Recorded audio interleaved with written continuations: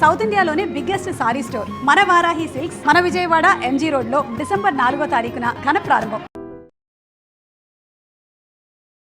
Hello viewers, welcome to I dream media. ఒక్కొక్కసారి కొన్ని సంఘటనలు, వింతలు, విశేషాలు చూస్తుంటే అవన్నీ కూడా ఆలోచింపజేసేలా ఉంటాయి.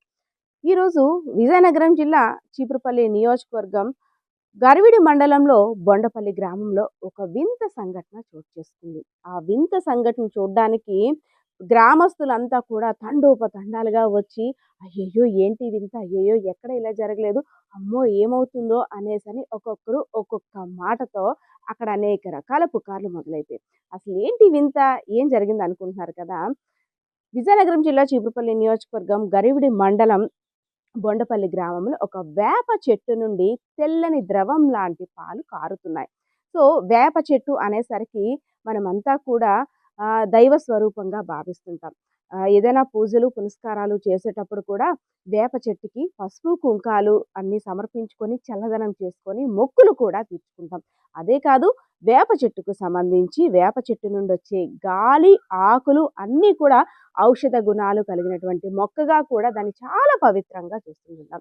సో ఇంకేముంది, వేప చెట్టుని అమ్మవారి స్వరూపంగా భావిస్తుంటారు కదా, అందులోని తెల్లని ద్రవం వంటి పాలు కూడా కారుతున్నాయి.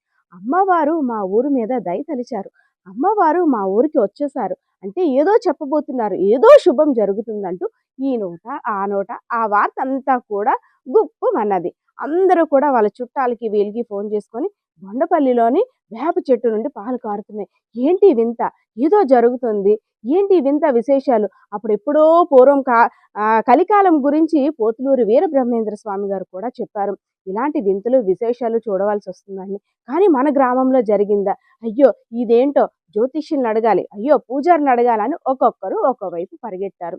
కానీ కొంతమంది మనం ఆల్రెడీ చెప్పుకున్నాం కదా, దైవంగా భావిస్తామని. అటు సైంటిఫికల్గా చూసినా కూడా వేప చెట్టు నుండి ఎన్నో ఔషధ గుణాలు, లాభం కూడా ఉంది, లాభం చేకూర్చే పనులు కూడా వేప చెట్టు నుండి అవుతుంటాయి. అదేవిధంగా దైవత్వంగా కూడా భావిస్తుంటారు.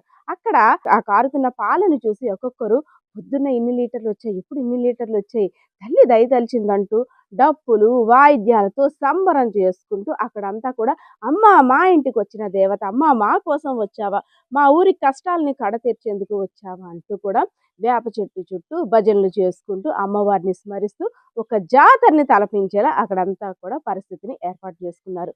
సో ఒక్కొక్కసారి అంటే మరి కొంతమంది అనేది పరిశోధనాత్మకులు ఏమంటున్నారంటే, వ్యవసాయ శాఖ అధికారులు అదేవిధంగా వేప చెట్టుకి కొన్ని సంవత్సరాలు ఎదుగుదల ఆగిపోయిన తర్వాత ఆ చెట్టు ముదిరి దాని నుండి ఆ ద్రవం కారడం సహజం. ఆ ద్రవాన్ని టేస్ట్ చేయడం కానీ అలాంటివి కానీ చేయకూడదు.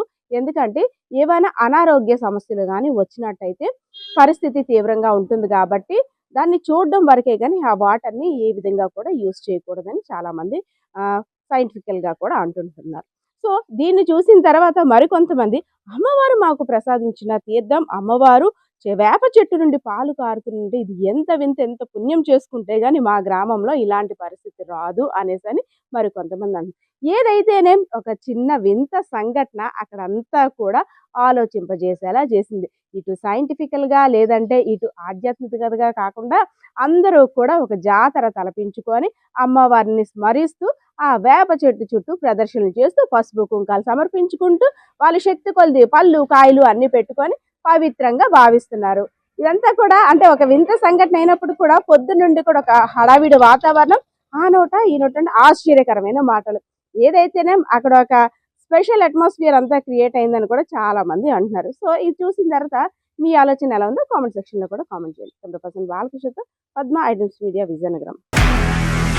నిజంగా ప్రస్తుతం ఉన్నటువంటి సమాజం దేనికి ప్రయారిటీ ఇస్తుంది? ఆర్థిక సంబంధాల చుట్టూ మాత్రమే తిరుగుతుంది. మళ్ళీ ఎన్నికలంగానే చాలా విరక్తి కలుగుతున్నాం. మంచి అనిపిస్తుంది కదా, లేడీస్ కూడా ఛాలెంజింగ్ జాబ్స్ చేసినప్పుడు చాలా బాగుంటది. ట్రాఫిక్ అసిస్టెంట్స్ గా నియమించిన ట్రాన్స్జెండర్స్ అందరితో సాల్యూట్ చేయించుకుంటున్నారు. ఫుడ్ డెలివరీ ఇవ్వటానికి వెళ్ళినటువంటి డెలివరీ బాయ్ అనిల్ పై కళ్ళ ముందు